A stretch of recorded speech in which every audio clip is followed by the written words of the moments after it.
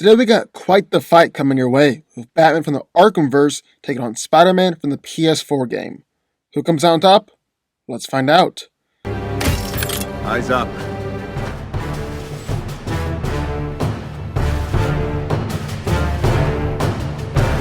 Stay sharp.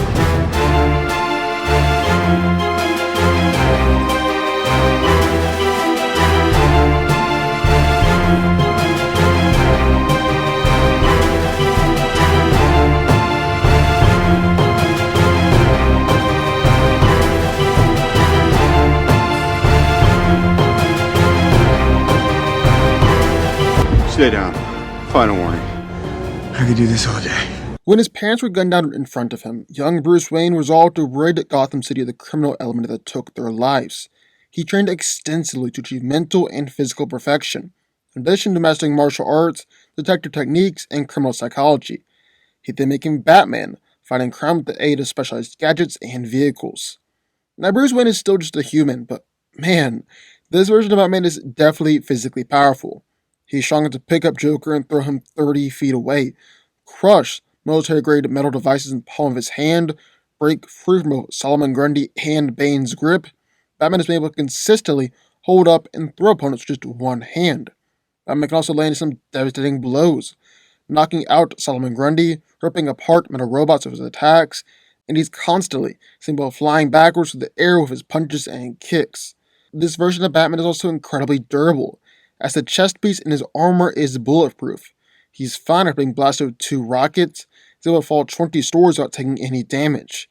He's kept on fighting to be shot in the stomach, has kept on fighting to be punched or thrown through brick walls, fine after having concrete ceilings collapse on top of him. Batman is fast enough to dodge throwing stars from behind without even having to turn around and look, take down several thugs before they can react. He's even shown impressive speed when fighting against someone like Deathstroke, who does have enhanced speed. But he's also an incredibly skilled and highly trained fighter, being an expert in most known forms of martial arts. He's defeated people like Deathstroke, Ra's al Ghul, Bane, Killer Croc, or battled against Lady Shiva. Really, Batman has routinely fought against countless thugs, soldiers, or assassins all by himself, sometimes taking down 15-20 people at a time. Finally, Batman also loves to use gadgets and weapons in a fight, throwing batarangs to knock out opponents, using his Batclaw to incapacitate people, explosive gels, or even unleash powerful electric and freeze blast.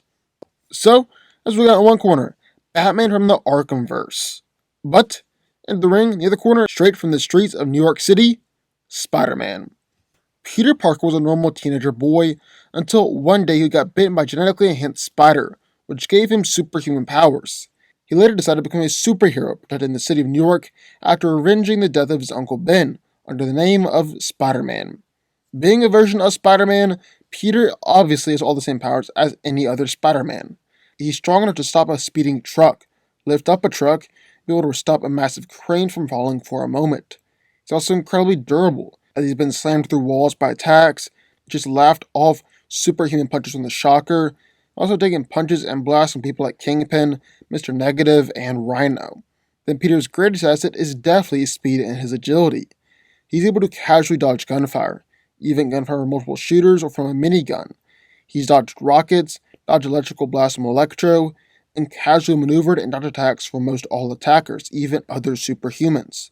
Spider-Man's also got his spider sense, which warns him of all incoming attacks, but with this spider sense, plus Peter's already enhanced speed, Peter's actually able to slow down his perception of time, where most attacks almost seem to be moving in slow motion. Spider-Man's also got his trusty web shooters, and his webbing is just incredibly tough. It stopped a falling crane, stopped a helicopter from hitting the ground, and supported the weight of a speeding train. The webbing is also tough enough to incapacitate both Kingpin and the Shocker, who are both superhumanly strong. Then, in the game, Spider-Man actually has a plethora of the gadgets besides his web shooters. He's got spider drones and spider bots, an EMP blast. His suit can scan the environment, scan through walls, and identify between friend and foe. And Pete actually has all sorts of web variants, like electric webbing, web bombs and trip mines, and impact webbing to instantly web people up. So who wins? Well, let's break it down. This has been a rollercoaster fight for a while now, and I get it.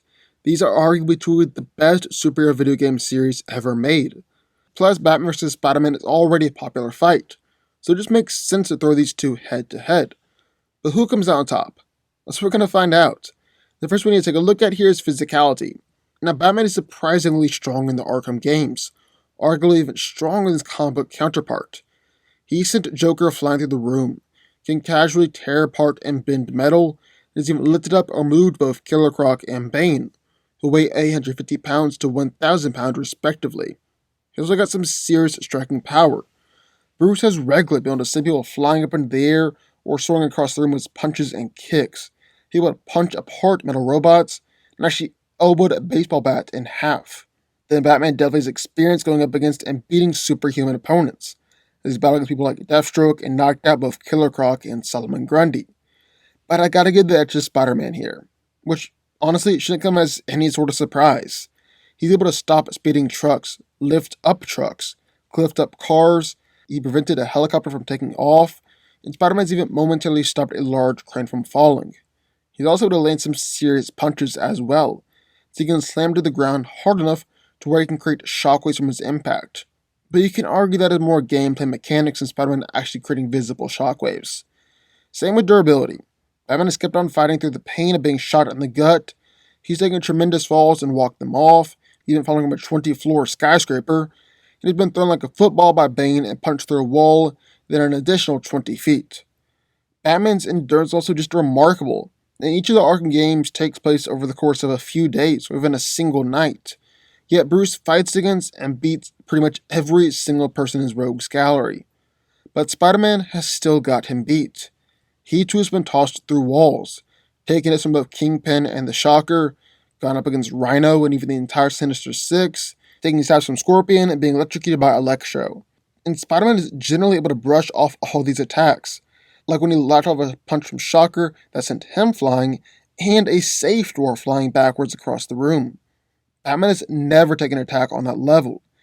If you want to argue that Bane or Grundy could do the same thing, where Bruce has never been able to brush off their punches quite as easily. Then finally we've got speed. Batman is shockingly fast. Superhumanly fast if you're including gameplay. He's dodged bullets and even rockets after they were fired, dodged and caught throwing knives or dodged ninja stars without even looking, and has routinely dodged attacks and taken on multiple opponents before any of them could react. He's blocked attacks from Ra's al Ghul and Deathstroke with impressive speed, is incredibly agile in combat, and he's been able to spray his explosive gel on the ground while Bane was still in midair and before Bane could hit him. But Spider-Man has still got him beat, just like he's got him beat with strength and durability. He too has casually dodged rockets and gunfire, but he's able to dodge gunfire from multiple shooters, and even avoid fire from a minigun. And as if that wasn't enough, with Peter's enhanced senses and his incredible speed, he's actually able to see the bullets almost as they were moving in slow motion. He's also casually able to attack some others, even managing to avoid hits from the Sinister Six. Then, inside the Marvel Universe, Spider-Man from the Insomniac game is actually just another Earth inside the multiverse, Earth 1048.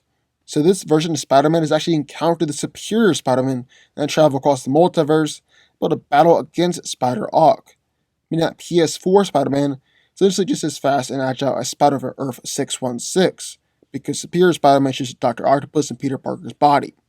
And while it's possible that Spock was holding back here, it's still real impressive that Peter is able to contend with him, especially considering this is a video game character going up against a comic book character. So Spider-Man is definitely physically superior here. That's a massive advantage in this fight. However, people who are weaker than Spider-Man were still able to fight against him in the game, like Taskmaster or Silver Sable. That's because people have more skill and fighting ability than Peter. Same thing could happen here. Batman is a remarkably skilled fighter, is an expert in most known forms of martial arts, and he's easily defeated groups of 20-30 thugs all by himself and in record time. He's also battled against and beaten other skilled fighters before, like Deathstroke, Lady Shiva, and Ra's al Ghul. Then he's battled against superhuman opponents too, like Killer Croc, Bane amped up on Venom, and Titan-enhanced thugs. Then Batman isn't just a skilled fighter, he's an incredibly strategic and tactical fighter. As Batman begins to battle against Spider-Man, it's not going to take long at all, probably one good hit, for him to realize that Peter is a powerful superhuman, forcing Bruce to rely on his gear and weapons, or even his stealth, in order to come out on top. This is actually exactly how I approached battling against Mr. Freeze. using the environment, stealth, many of his gadgets in order to take down Freeze, because according to Batman, Freeze is too powerful to fight straight up.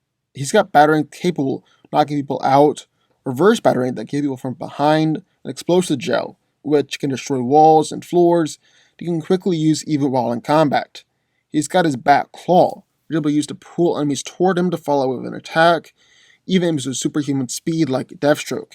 He's even got Freeze Blast, that can freeze people in ice, an electric gun, which can deliver a powerful electric shock. Then there's his stealth. Batman's able to pull off classic Batman moves, like disappearing right in front of Commissioner Gordon. He uses stealth to take down a team of enemy snipers who had already set up to kill him, and he even uses stealth to quickly escape from Bane, then proceeded to use his sneak attacks to finish Bane off. So Batman could sneak all around, launch surprise attacks in the darkness, and even lay traps, completely catching Spider-Man off guard. Or he would catch Spider-Man off guard, if it wasn't for his spider sense. Peter's going to be warned about any incoming attack before it even comes his way. And on top of that, with Spider-Man's advanced suit, Peter is able to scan the environment and find people, even scanning through walls. With a combination of that scanning ability and the spider sense, Batman's stealth isn't going to be the answer here. Neither is gear or weapons. For starters, Spider-Man is going to dodge anything that Batman throws at him. He's just too fast and agile. If Bruce is able to land an attack, well, Spider-Man can take it. He's taken blasts from Shocker, punches from Kingpin, started large explosions, and even endured a beatdown from the whole Sinister Six team. On top of that, Spider-Man's got his own gear and tech of his own, namely his web shooters. His webbing is able to incapacitate superhumans like Kingpin and Shocker. Normal people can't break out of the webbing. It's even strong enough to stop falling cranes, stop a helicopter from hitting the ground, and support the weight of a train. It doesn't just have typical web shooters, but electric webs, impact webbing that can instantly web enemies up, tripwire strong enough to restrain Spider-Hawk, and a web bomb, which shoots out webs in every direction upon impact, and also held back Spider-Hawk. At the end of the day, I think Batman can put up a good fight, especially if he approaches this battle just the right way and very intelligently. But he's ultimately just too outclassed here. Spider-Man is too strong, too durable, and too fast to lose here. And yes, skilled fighters have contended against Peter before, but Pete always comes out on top here, and even uses his physicality, webbing, and spider sense to make it look easy. Spider-Man's also got some pretty nice assets of his own, like his spider sense and all of his webbing. Spider-Man is just too much here. Spider-Man wins. But what do y'all think? I would love to hear your thoughts. Sign off in the comments down below. Also, be sure to hit that like button, the subscribe button, turn on notifications, join the DanCo army, and I will see you all next time.